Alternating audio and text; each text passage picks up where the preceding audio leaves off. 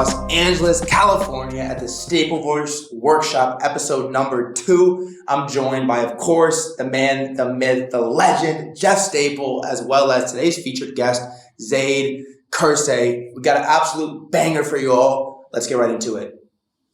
Yo, we are live here in Los Angeles, California, joined by two legends. We got Jeff Staple, we got Zaid Kirdsey, and we are live at the workshop. Gentlemen, how are you doing? Yes. Living life. Great. Incredible. It's great to meet you for the first time. Great to see you again. I think it'd be helpful. Do you want to give a little intro into sort of what are these workshops and what are we doing here today? Yeah, man. I mean, for those who know, who are part of STAPLEVERSE and Sapiens, the workshop is really the evolutionary next level of what we're doing. So it's one thing to own an incredible digital asset.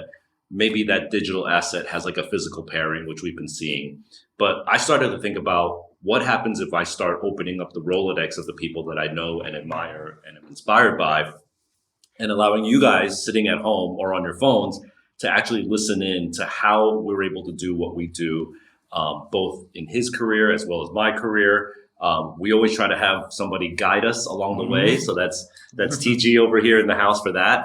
And then what's going to happen is after you go through these lessons, and in each workshop, there'll be about 6 to a dozen lessons, depending on those who are really, really passionate and really want to flex with us can actually then fill out additional information, kind of like an application, which we'll give you more information on shortly. But then a select few will be able to go into a workshop graduate program, which we call C Division: collaboration, co-creation, and community, right? And so once you're in C Division, now you're actually going to work with me and ZK to create the next collaboration. So if you take that whole entire journey of I just copped an NFT to be like, oh shit, I got this t-shirt or cap with it. Great. Oh, wow. I just learned all of this shit about how they do what they do. Amazing.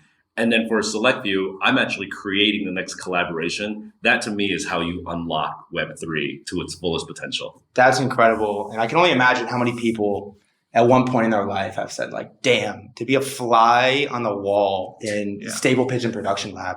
I'm curious for you, and we'll talk about a lot of this stuff, but what was sort of your first fly on the wall experience in a production, in a factory design, and sort of getting to witness that firsthand? Man, internships. Back in 1995, fucking dating myself like crazy, but I did an internship with an OG New York streetwear brand called PNB Nation. It was one of the first streetwear brands ever. 4 guys in a room, not bigger than this room that we're sitting in right now. And I remember on my first day on the job, they were just all right, pick up these stickers, pick up this silk screen, go get this squeegee for me so I can sell errands. Just running shit errands. But I loved it because when I'm in this other ink factory, I'm I'm here to pick up a package, but then I'm just looking around and absorbing, And when you're a young buck and you have no right or privilege to be in the room, you're happy to be that fly on the wall. Yeah, I'm just I'm happy to just stand in the corner and just observe, you know what I mean? So those were the first moments. And then it's funny you say fly on the wall because my sort of journey into podcasting, which came from blogging, was because my career had gone places and I was meeting with all these incredible people. And I remember when blogging first happened, I would take a photo of me and whoever I'm having lunch with, and then I'd write a little blog post about it. And kids were yo, your blog's amazing because you're in these rooms that I wish I was a fly on. And you're sharing it with us about briefly what's happening. And this was early blog days. So people were really, really loving that. Yeah. Yeah, that's incredible. And we'll obviously dive into a lot of that stuff. And we got Zaid here, man, which I'm so happy to finally, you got to converse on Twitter back and forth a lot, but to finally get the vibes IRL is incredible. I mean, how did this connection even come to be? How did you get to even be sitting here right now? Dude, I was throwing darts out into the universe. I think I tweeted something about I needed to work with certain brands, and then Ryan was do you want to work with STAPLEVERSE? And he's I got the plug, and I didn't know he was working with you, so I was yeah, man, shit, let's do it. And then it was just simple as that. That's why the internet can be a beautiful thing when you throw things out into the universe. One message away, right? Yeah, it's crazy, this whole Web3, how many opportunities it's opened up. I've never thought I'd be doing stuff like this when I was like first back in 2012, like starting my graphic design career. I'd only dream about doing things like this, and it's pretty crazy now to be in situations like this, and it's just truly blessed. I mean, our first meeting was in NFT NYC 2021. Yeah, that's when we first met. He came to our studio. I will say, even though. When I came to the studio, 2022. Oh, that was 2022. Yeah, okay. when I met you, 2021. Okay, got it. Okay, so this has been long in making. Now we're in 2023 and we're in Los Angeles filming this, so like we're global here. Yeah, it's cool. But I will say, what I want to say is that, and this is a great lesson for people, is like Zaid did say, like, I'm throwing out darts and like I'm just putting shit out into the world and hoping it comes back. But when we met in my studio, it was still like his nature and his character. I meet a lot of people and they want to do stuff and I'm like, yeah, I got you one day, but when we met, I immediately felt like a synergy and a professionalism and of course creativity as well, which I just want to tell everyone who's watching this that it's not just about getting the DM back and then like you've done it. Like you still have to carry yourself properly to like finish the job and get it across the goal line. Right. So I actually really like that you just said that, because that getting the DM back is what feels like the hard part, but it's actually the easy part. People think that's the touchdown. Right? Like, yes, I've made it. And I've been there a few times. I've had my fair share. I made it. Like, what do you do once you get the DM back? That's stage one. That's like, okay, now, I mean, like, I had to hear it from him. Let's hear it from him. Like, so you got the DM back. You're like, you're going to meet Jeff on this day in his studio. What do you do? What's going through your head? Well, first of all, I had to tell some homies first, right? You had to pop some bottles. Send a few tags, of course. But no, I mean, you're just like, all right, this is like for real now. Like, be about it. Like, time to step up and like do your work. And like, if you're really about you, you switch some mentality. Just has to switch in your mind, and you're like, all right, this is gonna happen, and then you just gotta like start getting ready for it. And I think I started like sketching stuff like maybe the next day afterwards. Like, because I was like, dude, it's a big deal. It's an opportunity that not a lot of people get, right? And you got to take advantage of it, and you got to do everything in your power to do it right. Come correct. Exactly. There's a reason why you got the DM back. They saw something in your work or whatever.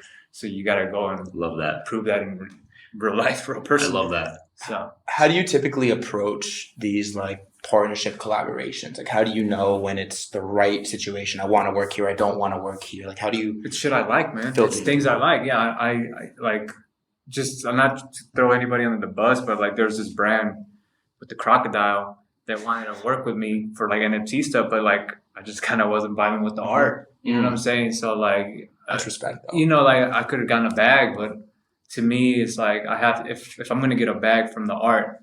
With art, like with my art, it has to be something I actually like to do. Like, and I've been into streetwear sneakers since like 2005, 2008, and this man right here is, a huge branch of that culture. So it's like, hell yeah, I want to work with him. But yeah, I have to like the brand. I have to like the people, like the art. Like it has to look cool. Basically, yeah. So two things that you said that I thought was really key is, number one, you got the DM back. You got the appointment and the calendar and the address and the day and the time, and you celebrated, which you should, right? You should celebrate your wins.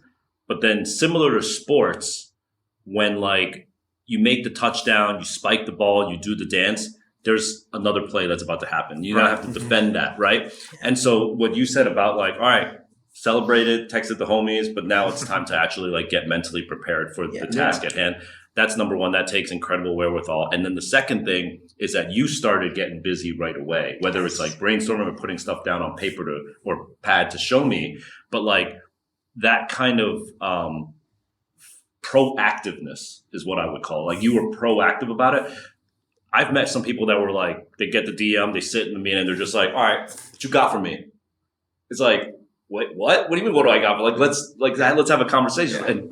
But he was already showing ideas, and that, whether I liked the ideas or not, it's irrelevant. It was actually about that, like, yo, this motherfucker just came and like put in the work already. That's dope. It was the intent. Yes, the intent. Yeah.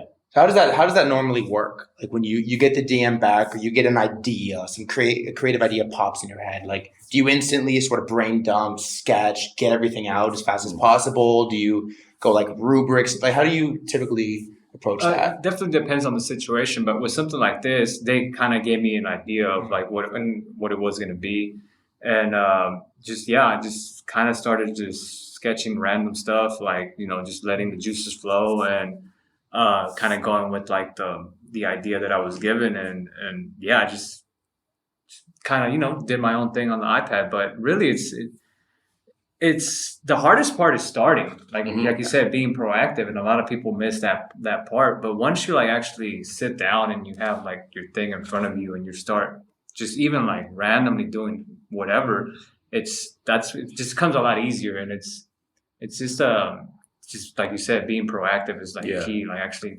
sitting down. And that's the hard, like people say going to the gym, the hardest part about the gym is like walking in the door. Yes, But you always feel good. Yeah, after you're done. After you leave, you feel fucking amazing. So yeah, it's almost too like a relief once like you actually start having an idea, and it's like, oh, all right, cool, this is kind of cool, like, and you start flowing. I'm like, all right, cool, like I kind of can like breathe a little better. Like you got it out of you. Yeah. It's like, all right. It's like taking a good shit. I mean, it kind of in a way. It kind of is because you don't want to hold it in. You don't want to hold it in. He's like, because then once you have something, you're feel like, free all right, after, right? I can like, I actually did it. Like, and then like I'll have something to show. Yeah. I won't be like stressing about, oh fuck, I still need to come up with something like this and that. Right. So it's actually when it comes to stuff like this. You mentioned, I think it was 2012. You said that you really got started creating art.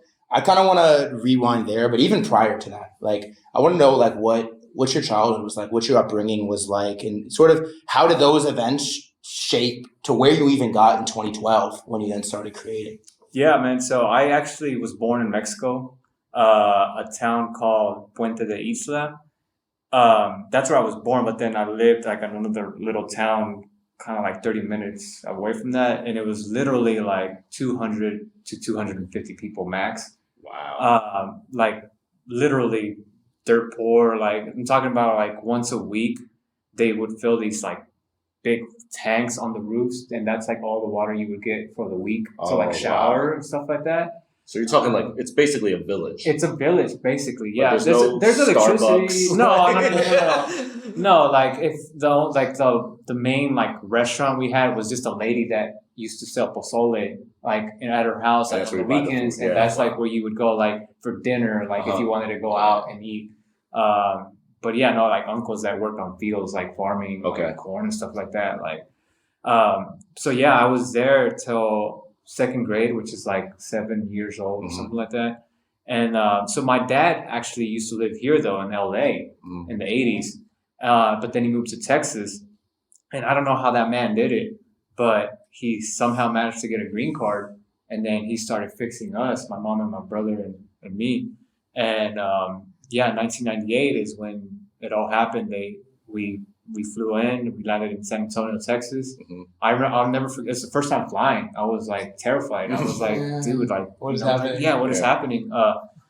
And I remember landing in San Antonio, Texas. I remember my dad picking us up in a old red Ford truck. And I was just kind of like astonished because everything was different, around me. I was in a car, like, obviously we had cars back, they had taxis, so we never really owned a car or anything, but I remember pulling up to the house. We used to live in a trailer park, and I remember like touching carpet for the first time. I was like, "What the fuck is this?" Yeah, it's like soft. And then on the trailers, like back, I don't know how trailers work nowadays, but I remember the vents were on the bottom, so the AC would come from the bottom. Yeah. And so I remember as a kid, like just laying on the carpet next to the because you didn't have cold air. No, we didn't. There's no AC, any heat or anything in Mexico like that. And I just remember like feeling it felt so good, like laying next to that fucking cold air coming out.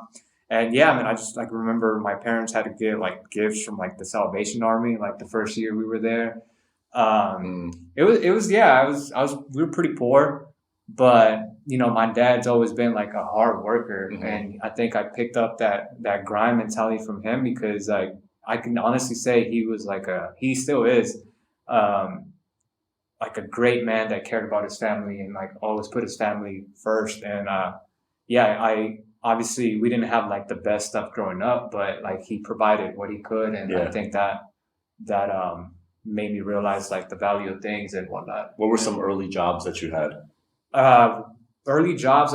So I used to work with him actually because he works construction, painting houses, and that actually humbled the shit out of me because it's hard labor, hard work. Yeah. I remember days I would come cover, like I would look like a ghost because he would work on like these big houses like that were being built, and like we had to sand all the cabinets and shit like that to get them ready for prime and paint and stuff like that. And some days we would do nothing but sanding like the whole time, and I would come home like just covered in white powder or whatever. And so like and it was like early 7 to like 5, sometimes later because he had to like finish whatever deadline he had. So that actually like really put a lot of things into perspective. And FedEx overnight, like loading trucks. You were a driver or in the facility? I was loading the trucks like in the facility, and it just so happened that I was in the busiest belt and I had the hardest trucks. And dude, it was just like constant, like going overnight, especially like holidays, man. It's crazy. And you'd be up like all sleep deprived and go in there and like just load all the stuff in. And then actually it ties back to 2012 is I was doing the community college to take the graphic design classes. So I remember, I think it was Mondays and Wednesdays after FedEx working all night, I would bounce from there and go take a shower real quick and then go to my community college class. And dude, I'd come home like around maybe 2 in the afternoon, and like I had no time to do nothing. I would just eat, shower, and like maybe chill for a little bit, and then I have to go back to FedEx. Sleep because I go to FedEx like at like 12 at night or like 10 in the morning or 10 at night, 12 midnight shift type of deal. Wow. So I remember that whole like period, like it was like I was. How long did you do that whole like? I think I did that for about maybe like 6 months. Yeah, but then after that, I ended up getting like a actual like better job with the state of Texas because my homie's mom worked for them and she kind of put me in there, and like the FedEx experience kind of helped because I started off in the mailroom. So they put me in there, and that was super gay. But then and then after that, like I was still doing the community college, but then I realized because I was taking like a Adobe Illustrator class and a color theory class, and the color theory class I definitely learned a lot. Like dude like cared about like the art, like he was like actually like trying to like teach us. The Adobe Illustrator class was just an old lady, and I used to go in there so high sometimes that she didn't even like notice, and like I was paying attention, but then I started realizing like this lady is literally reading off the book. There's a book with the CD, CD in there. Yeah, that book. Yeah, like you can just do this at home. Yeah, I was like, dude, you can do this at home. Yeah, and I was like, fuck this, like I'm out of here. And I just started like following the book on my own, and then YouTube. That's when I started my YouTube university. That I started looking up tutorials there, and then I eventually I said, fuck the book. Like YouTube is teaching you better because I'm a visual learner, and like some guy's doing it step by step, and you're I'm watching just him. I'm like, oh well, if he does this, it's gonna do, So and so after that, YouTube and Google, I graduated from YouTube and Google college, but that's the story about 2012 is when I started taking like this whole art serious because I brands like Crooks and Castles were still very young. Diamond Supply was popping off, like Pink Dolphin, Acapulco Gold, like all those brands. And I used to look at the logos and I'd be like, how do they do this? And so that's why I wanted to learn Adobe Illustrator because I found out that's where you do the logos. You can resize it as big as you want, stickers, banners, blah, blah, blah. And at the time, one of my homies that put me on a lot of streetwear, he was like trying to make his own clothing brand. He was like, dude, like he liked my art. So he's like, let's now that you know this program, let's drop a shirt. And I did. I dropped like a shirt for him, like under his brand. And it kind of trickled into like more of the homies like, oh, we'll drop another one. So, and I think I've only dropped like maybe 6 or 7 shirts total since then. But yeah, that kind of got me like more well known within like the group of friends and was that the first time you got paid for art? Yeah, That was the first time I got paid for art. Yeah, and it was really not much. I know, but it's a game-changing moment. Yeah, when, like you go from FedEx in the mailroom to like, thanks for your art. Here's yeah. money. That's when I was like, whoa. holy shit! Like maybe I can like actually really do this. Yeah. And then obviously it wasn't like no crazy amounts, Right. but it does spark that Mm-hmm. interest that in you and like to keep going. And I would do like random little logos here and there for people that would see my work on Instagram, because I think Instagram was very young too at that time. Yeah. And so I remember doing like one logo for like $200 for like this nature, like I honestly don't even remember. It was like some nature like habitat company, and I did it for them. I think I got paid. That's the first time I signed rights over to somebody for my art. How did that feel? It felt weird because I was like, damn, this guy's legit. Like he's really like he really wants the rights. Taking my baby. Exactly. Yeah. So I was like, that's the first time I signed off rights to it, and I needed to find out how they're doing. Yeah, what happened to it? Yeah, I need to go find out what company it was. But and then it was just like a guy. I don't think it's like a big company, but anyways, yeah, that's the first time I signed the rights off to something I created. And just to 2012 all the way to like 2014, 16, like I started doing more commissions, but more of like what people wanted me to draw. And at that time, like a lot of it was anime commissions. Like, oh, draw me Goku, or draw me, Naruto or Sasuke. Yeah, I actually did do a Sasuke commission. Dope, bro. And so, yeah, I would do a lot of that. And that was cool in the sense that I was actually streaming a lot of my progress there to Periscope, because Periscope used to be tied to Twitter. Yes. So you didn't even need a Periscope account. If you just had Twitter, it would be like directly to streaming to Twitter. But I did a lot of Copic marker work. And people just started tuning in. And then at first I was just like, well, I'm just drawing, like people can watch. But then I kind of started taking like a teacher role, because people would ask me like, oh, why are you doing this? Like, how do you do that? Blah, blah, blah. And I was just explaining to them. And I was having fun, because as a creative, sometimes it could get real lonely, right? You're like creating by yourself, blah, blah. But with the streaming, you're like, it feels like you're in a room. You're talking to people, and people are like shooting the shit with you about other stuff while you're creating. So it's a nice vibe. And so I did a bunch of that, and I learned a lot of like Copic techniques, inking, sketching stuff. And that I like that era because of that, and like the friendships I made through the streaming. And but at some point I started getting burned out, man, because I wasn't creating things that I wanted to create. And you're like a copy machine. Yeah, my dumbass bought at 24 fucking BMW 7 Series. And I was just trying to make the payments. It wasn't a brand new one, but it was like still. You just wanted to flex. I wanted to flex, yeah. And I was being dumb, you know what I'm saying? And I was actually making the payments with those commissions, and I was like the prints I would sell. So I was like, but fuck, now you gotta like keep doing it to like pay the car off. So once I paid it off, dude, I was like, dude, this is like a great way to like get free now. Start doing your thing. And I think I have a tweet saved bookmark like 2016 or something. I was like, I'm taking a chance on my own shit. Like, if you fuck with it, cool. If not, like, appreciate you. Like, I'm gonna start doing my own. What did your immigrant parents think this whole time? Dude, they don't even like. Even like now, they like. You're flying out to LA for what? Like, I'm like, yeah, I gotta. Really, dude. So it got a little better when. So even right now, they don't know what you're doing. Even so, what, Jeff who? Yeah, right. Yeah, no offense, but they're.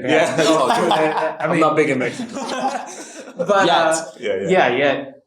But no, like I think they kind of started like kind of getting in a little bit when I paid off their house. That was like my mission. Bro, wow. That was my mission when I entered Web3, and I was seeing like some of the money people were making. Yeah. I was like, dude, like, and it wasn't that much, but it was like $40,000 that they still owed. And my dad's getting up there in age, working that construction shit. And so I was like, man, I used to see him come from work and have him go. And I was like, anyways, that was one of my missions. And once I sold 2 pieces and I had enough to pay off their house, I was like, dude, I'm gonna pay off their house. And they were like, we're gonna pay you back. I was like, no, like this is like, wow, I'm doing this for y'all, like, you know. And it was kind of almost subconsciously in a way, like letting them like, see, you wanted me to go to like college and do like get a regular job, but now I'm like paying you off your house with the shit I'm doing. Yeah. But they don't understand any of like the NFT stuff or crypto or anything. Right. But yeah, it's what a journey, man. It's a journey for them.